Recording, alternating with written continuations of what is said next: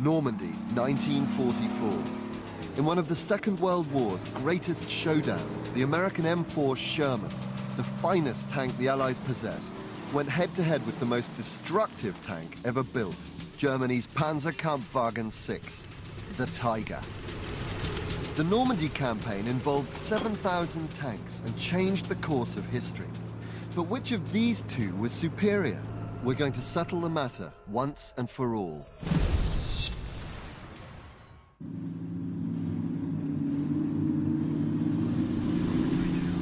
In the weeks following the D-Day landings, Allied forces are desperate to beat a path into mainland Europe. Concealed in the Normandy hedgerows, the defending Germans have the ultimate weapon to stop them in their tracks.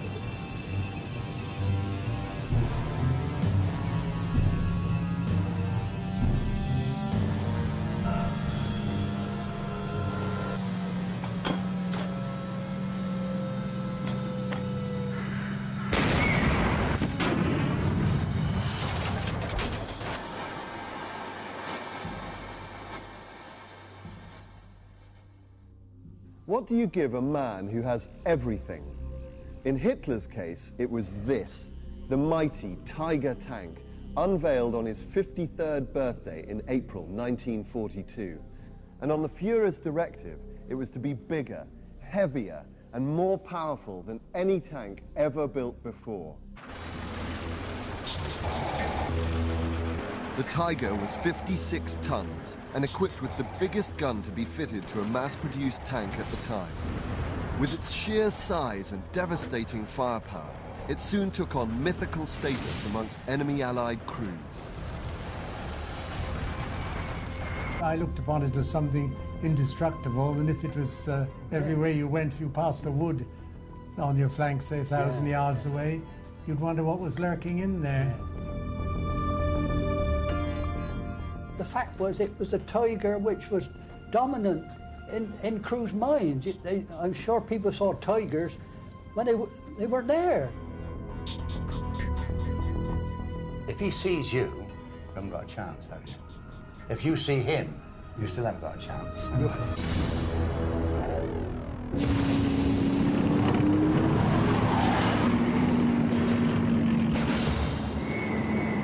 Meanwhile, the Americans had been working on a design of their own. The brief was for a versatile tank capable of armored support in a variety of combat arenas.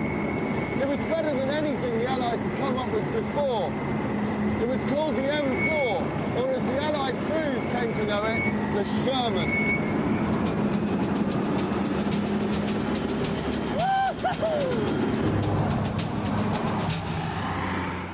My first impression of the Sherman, I thought was brilliant because the maneuverability of it, and as a driver, it had such a wonderful compartment, controls were good, and I honestly, my first impression, I couldn't fault the Sherman, really.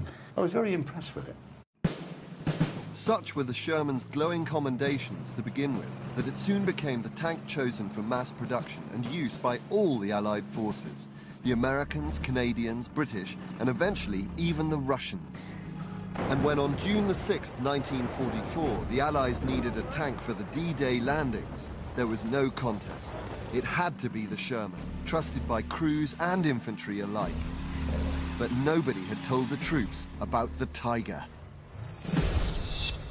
Of course, we didn't know then what the Germans had, really. No, but I was going to say, I don't think then I knew anything about Tigers. Well, no, at that stage. They didn't tell us much about the Tiger. No, they didn't, until we saw this Tiger, which had been captured.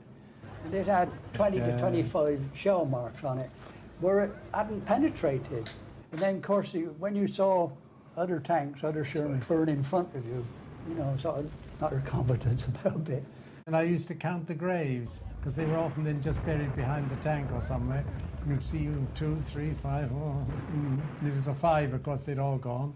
And that's really where my confidence began to slip a bit. So, was the Allied Sherman inferior to the Tiger?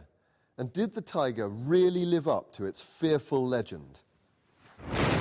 To create the Tiger, the Germans shoehorned their highly successful 88mm anti-aircraft gun into an armored body, to produce an awesome tank-killing package. However, the Sherman wasn't primarily designed to be a tank killer, as its smaller diameter, quick-loading artillery gun made it ideal for infantry support roles. But for the D-Day landings, Allied commanders needed a tank to take on the Tiger, and the Sherman was the best they had. And that's why there was an enormous disparity in size and power between the two tanks' guns, not to mention the rounds they fired. Just look at these shells. This is the 75mm diameter round of the Sherman. Okay, that looks pretty scary, but take a look at this monster. This is the 88mm round that the Tiger fired. The damage caused by one of these was absolutely devastating. In short, the Tiger's gun was bigger and more powerful in every way, capable of destroying a Sherman at 1,500 meters. A Sherman's gun would have absolutely no impact at anything over 300 meters and would have to get within a 60-meter range to have a real chance of taking out the Tiger.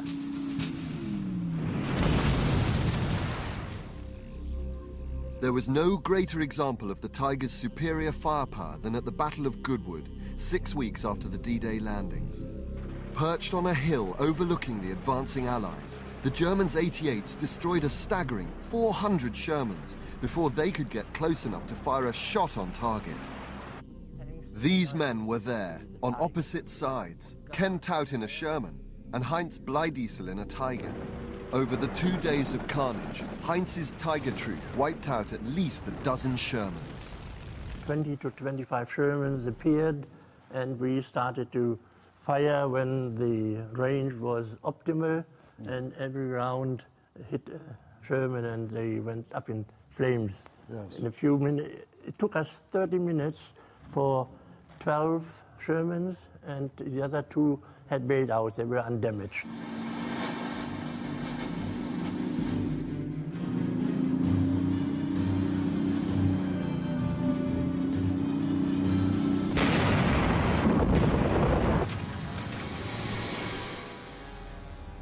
Just as important as firepower was a tank's armor, and the Tiger had a head start here too, as military vehicle specialist Tony Lawrence explains. The armour of the Tiger varied in thickness depending on what part of the tank. The frontal armour was up to about 4 inches thick, the side armour less, and the turret armour less.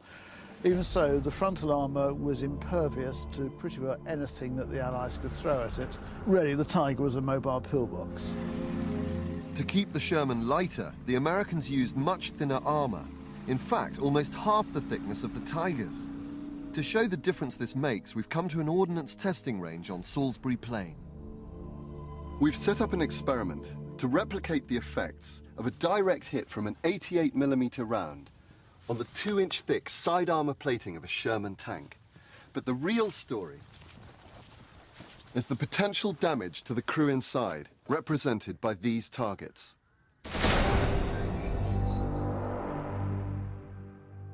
We've also set up high-speed video cameras to record the impact and show how well the armor stands up to the modern equivalent of a Tiger's deadly firepower.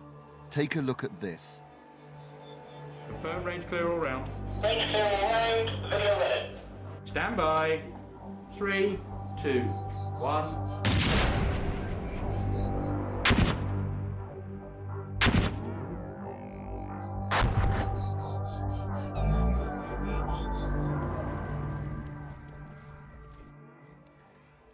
Yeah, the effects are devastating. The armor plating's just too thin to withstand the awesome power from an armor-piercing round fired from a gun like the Tiger's 88. It's punched straight through. And as for the crew,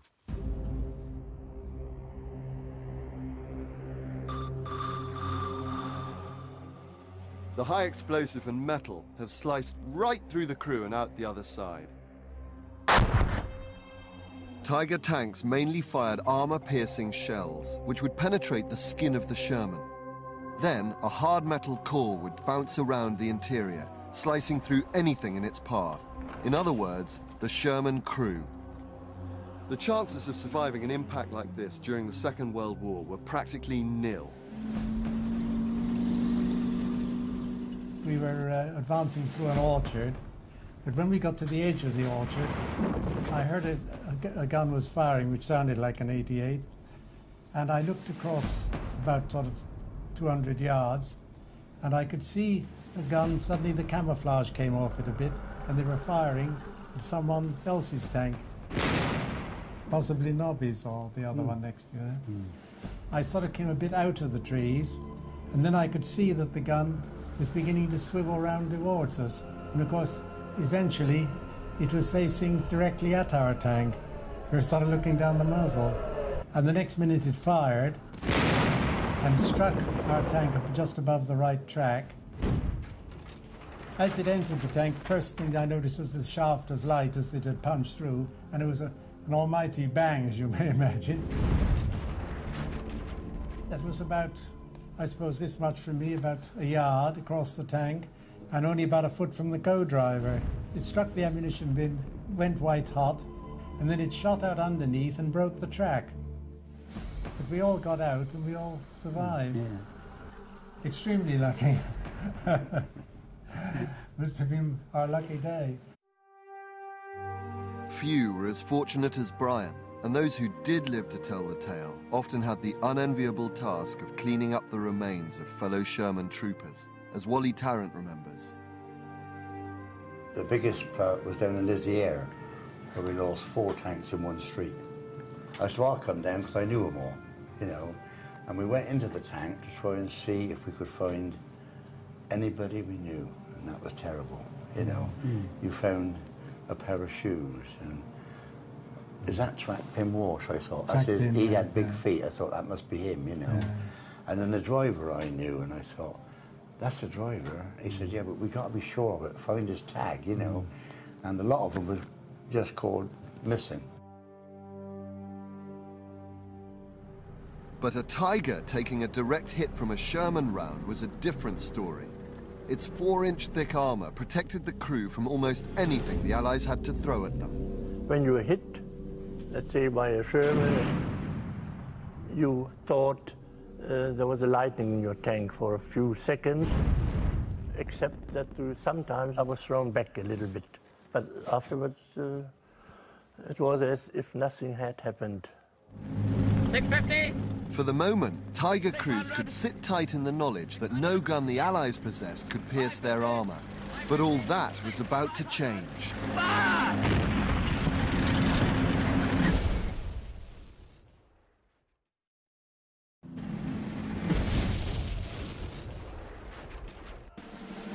In the weeks after the D-Day landings, Allied Sherman tanks had been decimated by the awesome firepower of the German Tiger tank force.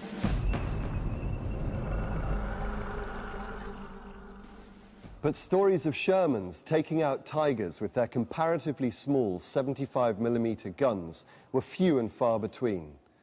That was until a British innovation turned the Sherman into a tank that could challenge the Tiger head-on. The Firefly. The Firefly was a last-minute, desperate attempt to put a really decent gun into the Sherman tank. And the British had available the 17-pounder, which was more or less equivalent to the Tiger's 88mm. They tried to put it into the Sherman, found it wouldn't fit.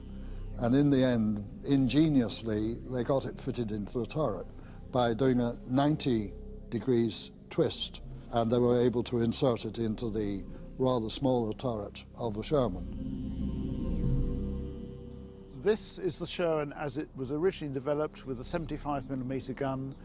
This is the Sherman Firefly with a 17-pounder anti-tank gun.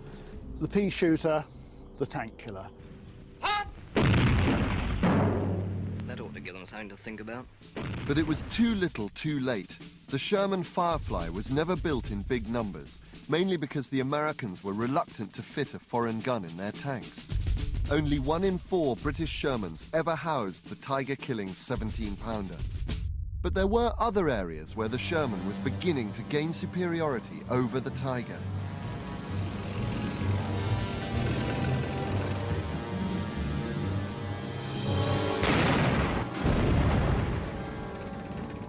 At almost twice the weight of the Sherman, the Tiger could only reach a top speed of 23 miles per hour. the Sherman was much faster and could go places the larger Tiger would just get stuck in. Shermans are very mobile. They were a reasonably fast tank. I've actually been in the Sherman getting up to about 30 miles an hour, which is quite a hairy experience. In the Sherman, you could go along any normal metalled road, cross-country. The Tigers were much, much slower, but also, of course, their weight told against them. At 56 tons, it's fine going along nice, flat, dry ground. Once you start getting into mud, they're going to sink. Once you start going over small bridges, the bridges are going to crumble. The Sherman was perhaps much better, much faster. Our maneuverability was really inadequate.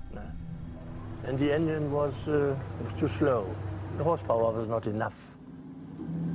And it wasn't just on the move that the Sherman was faster than the Tiger.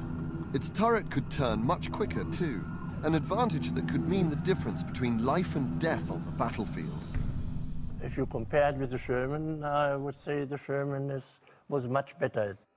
It took us 3 to 5 minutes turning the turret round by hand, and perhaps 2 minutes or 1.5 minutes by engine.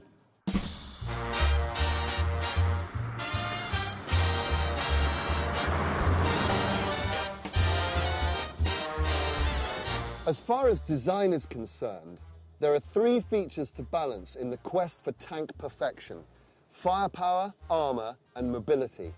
As we've seen, the Tiger won hands down when it came to firepower and armor, while the Sherman had the mobility. But the Sherman also had something else. It had the full weight of the American automobile industry behind it. And believe it or not, this car would hold the key to the eventual domination of the Sherman over the Tiger on the battlefield. Here in the Detroit tank arsenal, we forged the armaments of victory. For the Normandy landings, the US government stepped up production of the Sherman by instructing the big 3 car manufacturers, General Motors, Chrysler, and Ford, to take control. As a result, new Sherman tanks rolled off the assembly lines, using components taken directly from the car industry. For example, this Ford Pilot's V8 engine was also fitted to some Sherman tanks. This interchangeability of parts, simple design, and huge manufacturing backup meant that in Normandy, destroyed Shermans could be replaced within 36 hours. When I was knocked out, I went straight back and they gave me a Sherman straight away, get back up. The Germans just didn't have that sort of backup. It can be argued that Hitler's folly was to have commissioned such an enormous and complicated tank like the Tiger, when much simpler tanks could have been produced in greater number. Sheer madness when you realize that for every 1 Tiger coming off the production line, the Germans could have afforded 3 of these, smaller, but still absolutely lethal Panzer Mark IVs. They lost the plot a bit. And this is the problem with all of their industry. They were still producing grandiose products right up to 1945, when they should have just concentrated on some of their proven successes and just concentrating on getting those out as quickly as possible. The Tiger was a complex, over-engineered machine which shared few common parts with any other German tank. This meant that it took a long time to make, had more to go wrong, and had very poor spares backup when it did break down. In the field of combat, a minor fault could disable the Tiger, and unlike the Sherman, a dead Tiger could not easily be replaced. We had lots of engine trouble. In my Le Corps, after 100 yards, it was already broken down. So we had to wait for people to get it running again, who never came, by the way. The war ended before they actually arrived. With the Sherman vastly superior in numbers, the Allied military strategists finally devised a way for Sherman troops to beat the Tiger. Imagine a little scenario in Normandy. We have a Tiger tank here, sitting up in a hedgerow, hidden from the Allies. We have a troop of 4 Shermans crossing a field. The first one, his turret will be turning. They'll be on the lookout for anything suspicious.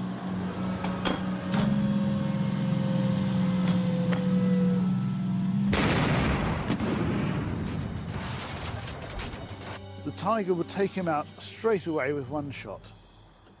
The second Sherman, he'll realise there's an enemy gun or something in the hedgerow. he will probably try and aim a shot towards the hedgerow, roughly where he thinks whatever it is might be. But by then the Tiger has reloaded and has taken this one out.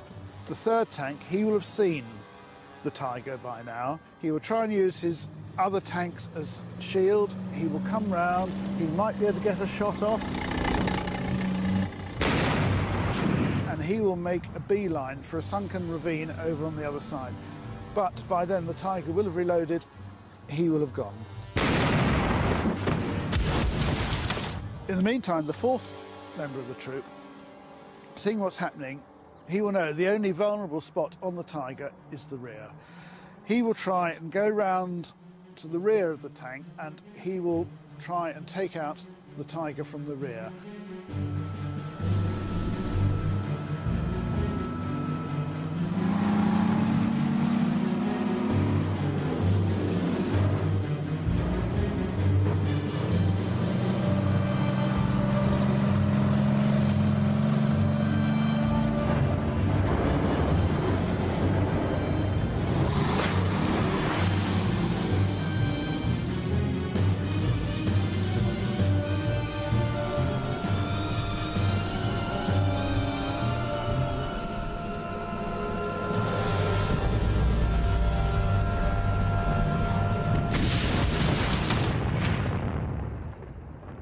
And we have one Sherman out of 4 surviving.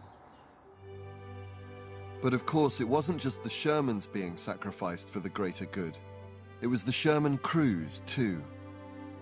I felt very expendable, especially when we landed in Normandy. And when you see so many casualties in Normandy, and every day we were having casualties, you did feel, is my number next, you know? In the end, it was a numbers game.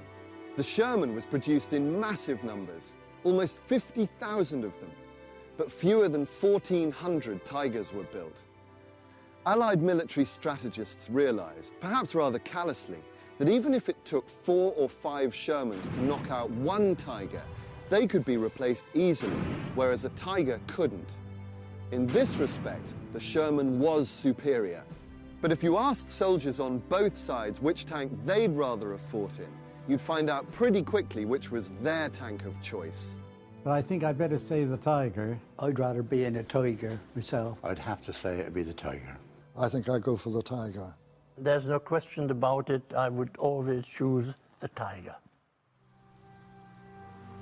But the might of the American manufacturing sector meant that there was always a Sherman left over. And this meant that the Sherman won this great military clash.